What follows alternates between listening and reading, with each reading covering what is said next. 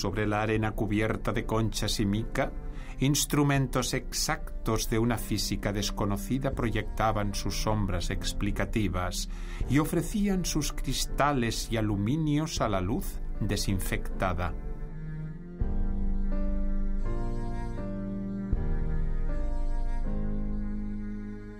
Son los aparatos de los paisajes imaginarios de Dalí. Perfectos, geométricos, anatómicamente contrarios a los putrefactos. Son extraños aparatos mecánicos que proyectan sombras negras, con frecuencia contradictorias.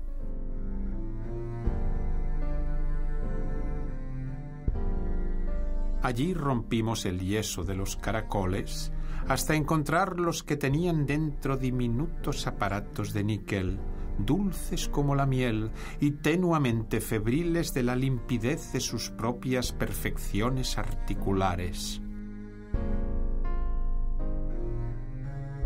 La función de los aparatos de Dalí no es mecánica, sino estética. Combaten el romanticismo de los putrefactos con la geometría exacta de los objetos producidos en serie: barcos, aviones, cámaras de cine.